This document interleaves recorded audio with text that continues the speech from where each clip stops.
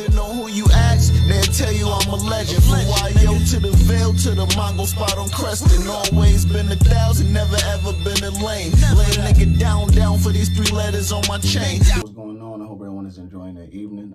But check it, I'm not even going to waste anyone's time. I'm going to cut straight to the chase and address the elephant in the room.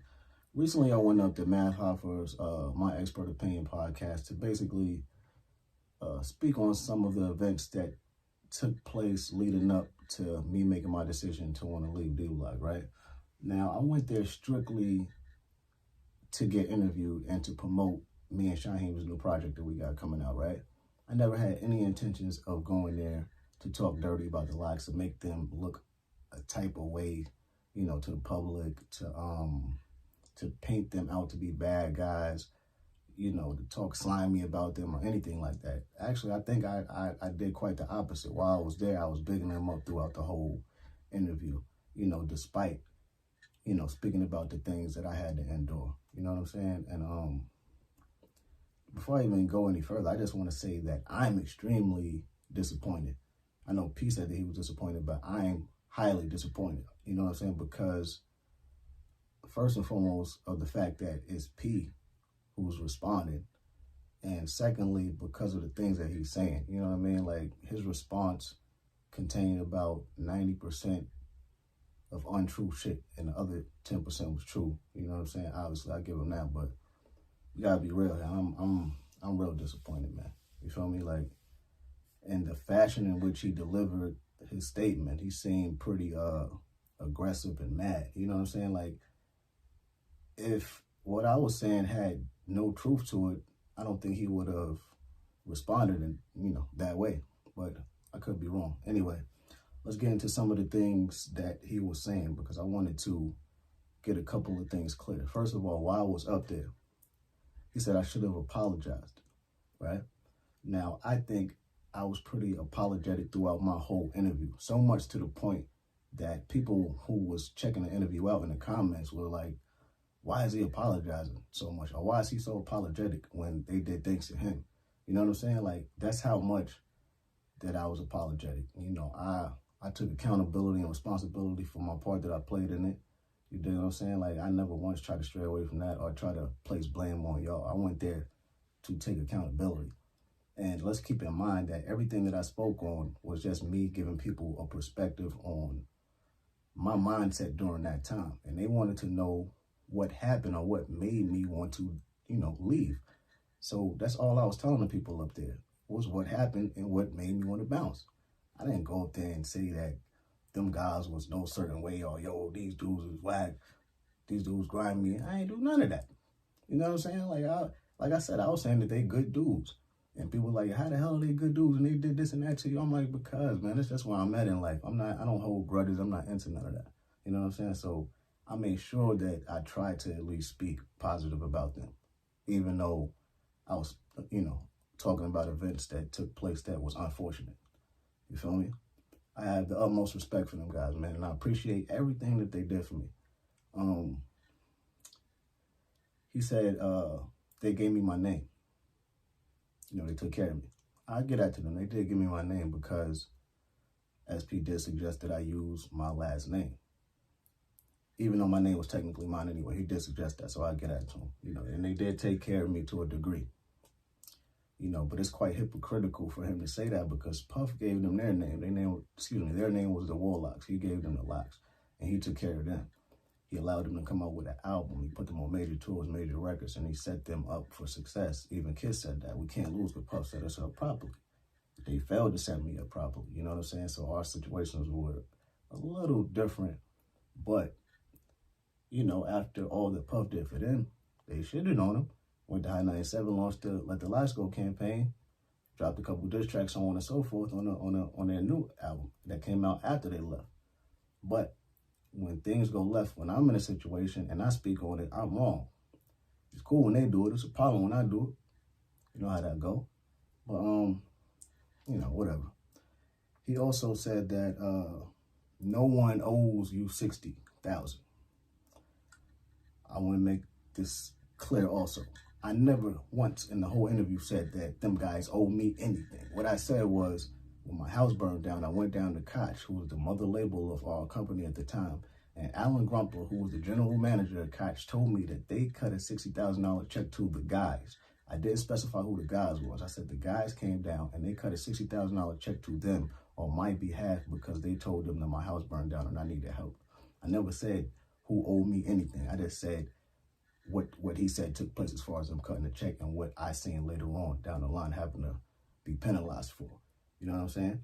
So I don't know if anyone's feeling guilty or what. And I'm kind of blown away at the fact that P was saying some of the things that he was saying, because I actually tried my best to try to protect his image during the interview. I could have said certain stuff that would have made him look away, but I made sure I didn't when they was asking me questions about who took the 25 that I had to wait for when I was waiting for my advance and things like that. I didn't throw nobody under the bus. I didn't want to name nobody. You know what I'm saying? So we have to be real about this. Then he said something that was like crazy to me. How the hell am I a co-founder? Because I sat down with you guys collectively and came up with the idea to start the company and we executed it. If that's not a co-founder, I don't know what is. Like, let's be 100% real here. You feel me? I know you want to discredit me and don't want to give me credit with nothing, but everyone who listened to D-Block during that time know that I was an intricate part of helping you guys reinvent yourselves. You know what I'm saying? Because I brought that young energy. Don't try to take that from me. You feel me? Like, come on, bro. Another thing you said, yo, we gave him gear, we bought him clothes and all that. Sometimes you did give me gear and buy me clothes. But the majority of the times you guys gave me clothes from out your closet. You know what I'm saying? Clothes that were intended for you. They were like 2-3x clothes. That's why a lot of the times you guys see me with clothes and pictures, they were like 2 and 3 times too big, because a lot of the times they was these guys' clothes. Me and Kiss wore the same size sneakers, so you could never tell if I was wearing Kiss kicks or not. But a lot of the times they were like hand-me-downs or things that they never actually wore, but it was for them. You know what I'm saying? We're going to keep it all the way real. He talking about they paid my mom's rent. Never in life, ever paid my mom's rent. And that's on her grave. So we're not going to get up in here and start capping. Like, don't do that, bro. You know what I'm saying? They gave my mom's, excuse me, I want to make sure I say this correctly. They gave my mom's money after the house burned down. You gave us absolutely not $1. The only people that helped us out when the house burned down was my uncle and the Red Cross. And y'all didn't want me to get on the news because y'all didn't want people to see what happened, but I made sure I got on the news so people could see what happened. You know what I'm saying? I'm not cut from the same cloth that they're cut from. I'm not D-Block because I'm not disciplined. Hey, you may be right. I may not be cut from the same cloth that you guys are cut from, because I actually live by truth. You know what I'm saying? I'm not into fabricating stories to try to save face and try to make myself appear a certain way. You know what I'm saying? Like, it is what it is. Everyone makes mistakes. No matter how ill you are of an MC, that doesn't make you exempt from making mistakes. You know what I'm saying? And that's the thing with a lot of these fans. They hold these rappers on the, so high on these pedestals and look at them like superheroes and view them that like they're like they could do no wrong. When that's not the case. It is human beings that happen to be nice on the mic.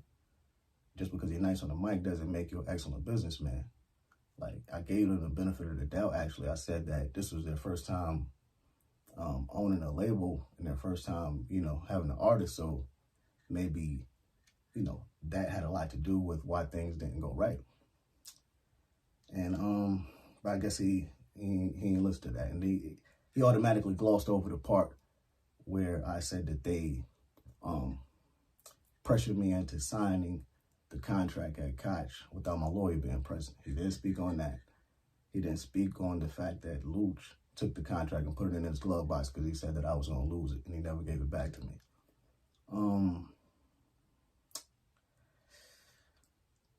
What else? I want to make sure I'm not missing anything. Oh yeah, he said that I tried to sue them for publishing or something like that. Dude, I never even came out with an official single to generate any spins or to get any crazy publishing from. So why would I do that? Like, that would make no sense and would be a waste of time. And I don't even have the funds to take you guys to court legally. Like that makes no sense. You guys have way more money than me. It'll cost me more to take you guys to court than I would actually win. if I won the case. So that made no sense at all. That was brand new to me, actually. That was something that I never heard before. But I can understand why he's bent out of shape, because it's probably some information that they didn't want to get out.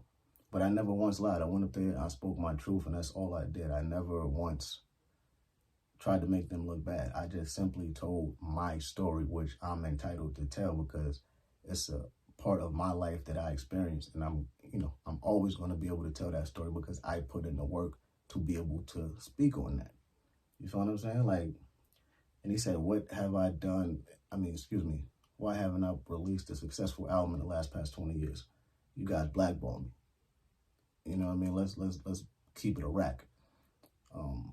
Certain people were skeptical about dealing with me because they didn't want to jeopardize it, messing up the relationship with you guys.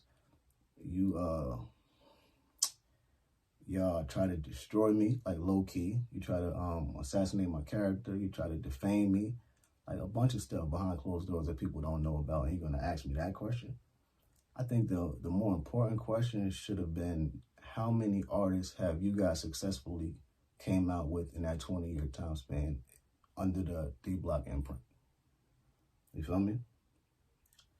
I don't know, just a question. But it's just silly. I'm not going to spend too much time on this. I'm not going to invest too much energy in this. Like I said, I don't hold grudges, though.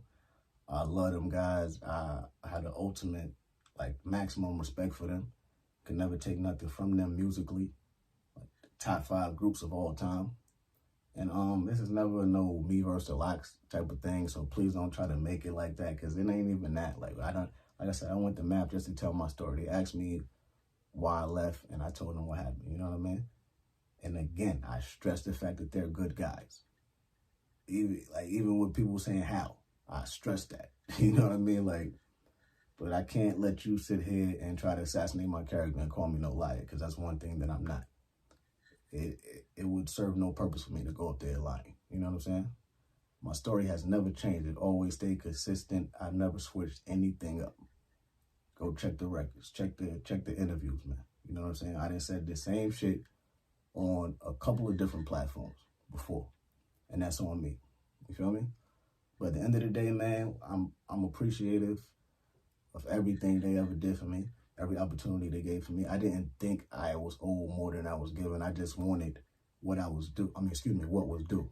Oh yeah, he definitely also said that I didn't mention the fact that he was the one who said that he would take care of everything as far as getting me out of the contract, when in all actuality, I definitely spoke on that in the interview. That's why it's obvious that he didn't watch the whole interview.